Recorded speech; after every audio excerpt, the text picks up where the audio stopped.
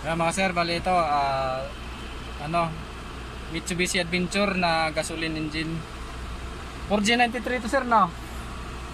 Yan, bali ang problema ni sir, yung RPM niya pag umaga daw, pag malamig pa ang makina, nasa zero lang. Eh ngayon, nakaangat na yan kasi mainit na eh. Galing pa si sir ng Gen 3. Kaya lang, kahit nakaangat na yan, ang palo niyan hanggang, yan, hanggang ganyan lang talaga siya. Hindi na siya kayang paatasin pa. Kaya dinala ni sir sa akin dito para gawin ko raw. Tapos pakiramdam ko ang taas ng minor ni sir. Lakas ng ugong oh, yung makina. Hindi pa yan naka-aircon. Lakas ng ugong ng makina mo sir, no?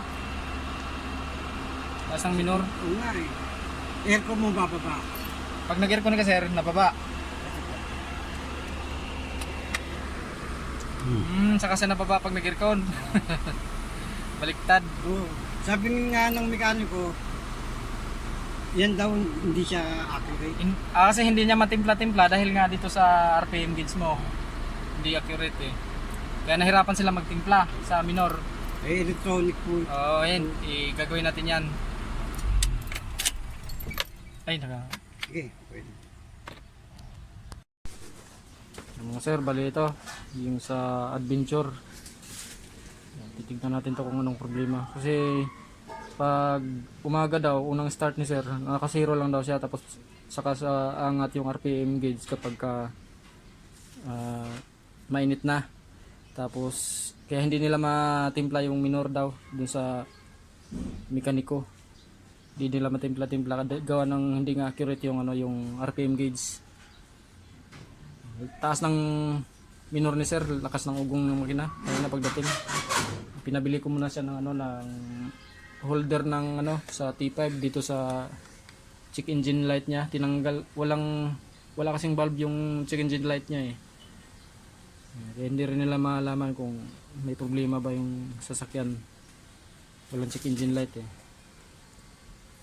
Bumili siya ng ng holder para sa T5. Ito. Itong itim. Punta siya sa auto supply.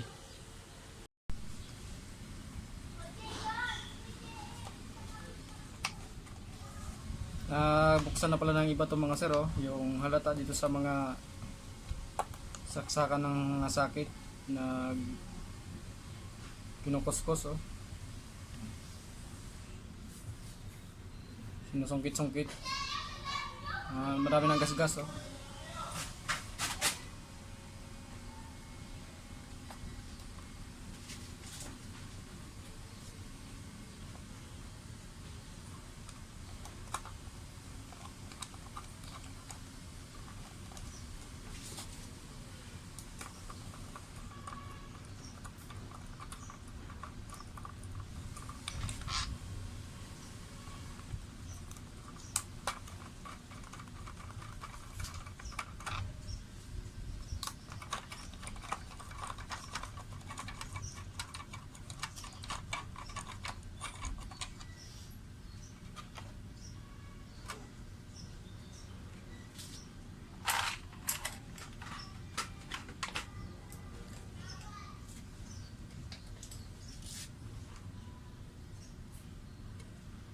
Ito mga sir, yung dalawang kapasitor niya sunog. Palitan natin yan.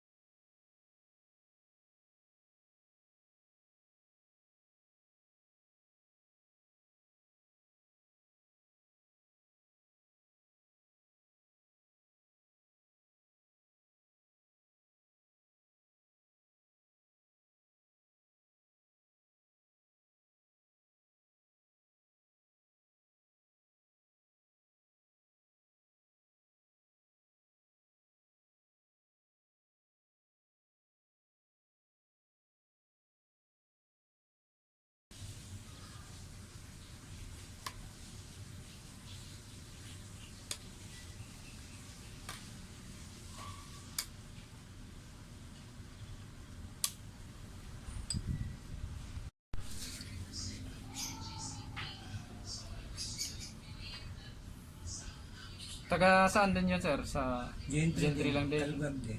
Ah, Kaya mahirap naman. Sabi ko, katalati na lang. ano sa business nila sa makina? Bababa? Hindi, top overhaul daw. Top overhaul? Ba't Kakababalang ng